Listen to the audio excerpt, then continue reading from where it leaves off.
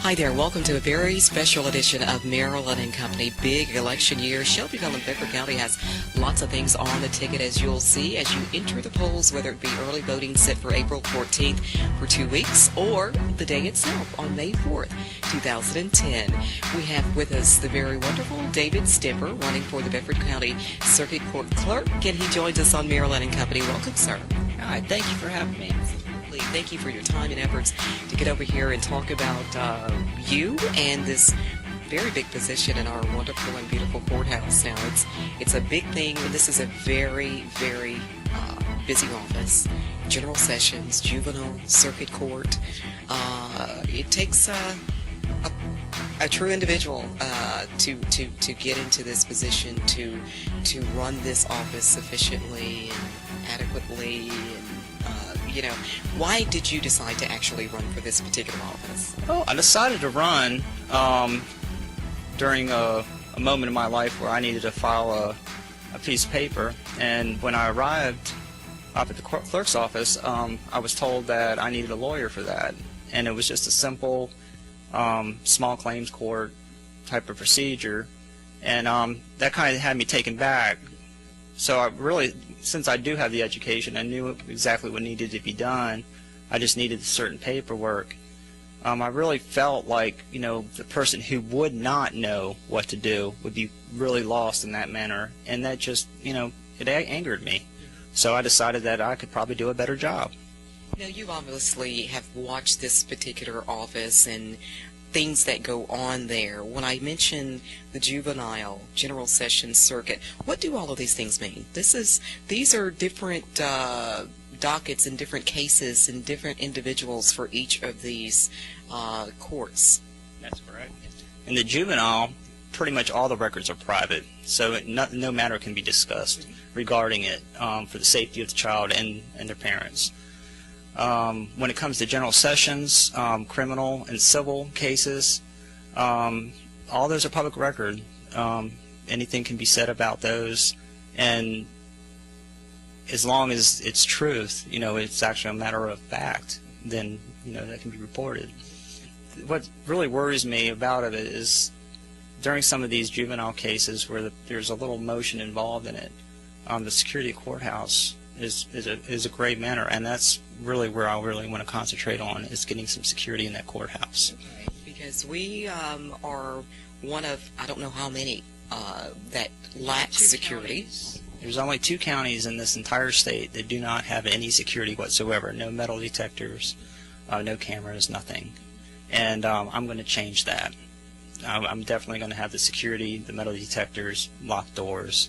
Some simple procedures that are cost effective, and I think it would improve not only my efficiency but the efficiency of the sheriff's department, the clerk and master, and of course the circuit clerk's office. Big challenge there, right off the bat. It's not that big of a challenge, really. Like I said, with my knowledge, I'll be able to pull it off. Now, something of this nature has to be quite costly. What are we looking at in the neighborhood of? Probably, with what we've come up with, and the Board of Education already has a lot of the technology being used, and using the current bid that's already been placed with the actual cameras and the equipment needed, the DVRs, that kind of thing. I think we'd do it probably with under 25 grand. We have $186,000 in the security and maintenance fund as it is already, so it's only going to be a small portion of that would be used. Can you say there is a huge challenge, a big challenge facing the circuit court clerk's office? What do you think is the biggest challenge right now? The biggest challenge is the lack of progress that has been made in the last 24 years. And what I would immediately change within the first 3 months of me being elected into office would probably be to pull the finances out of the current bank that's yielding the low interest rate and put it in the county acquired high yield interest rate that they received. It's sanctioned by them, and I think that would really bring quite a bit of money each month into our coffers. The second thing I would probably do, and I think it could be done within 6 months of me being in office, get the debt collection from Columbia, Tennessee by a company by the name of Solutia back here. You know, it's actually the clerk's job to collect the delinquent fines, and that's, I think, will bring quite a bit of money back into the Bedford County instead of paying some other county to do it. As far as technology, are we up to speed, up to par on our computer systems and all of the software and that type of thing? Yes, we actually are. If we lived in 1996, currently right now, I think we're fairly far behind. I'd like to bring it up to the same standards as Davidson County, where the court records are actually available online. The dockets are available online. Any kind of information that is needed by the probationary officers or the sheriff's department, that will be actually emailed to them when they request it. And we just don't have those type of technologies available here, and I think it's inefficient. And I hope to speed that up. So immediate improvements, you were speaking on security for the courthouse.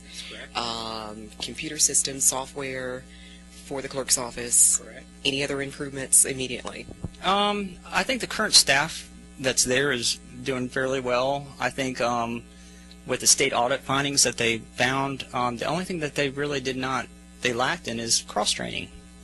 You know, each person didn't know what the other person was doing, so I'm going to probably cross-train most of them so they know exactly what's going on, and if someone was absent, they would be able to take over.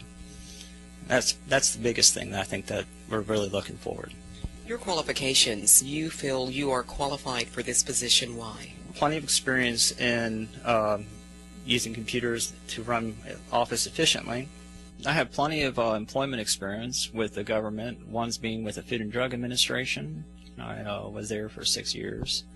I was head of 3 advisory committee boards under the tutelage of Dr. David Hersey, and that gave me the ability to talk to a lot of the doctors in 79 different countries, 140 doctors to be exact, and my job was to make sure that the summaries, the minutes, all the information packets, all their accommodations were set up right for Washington, D.C.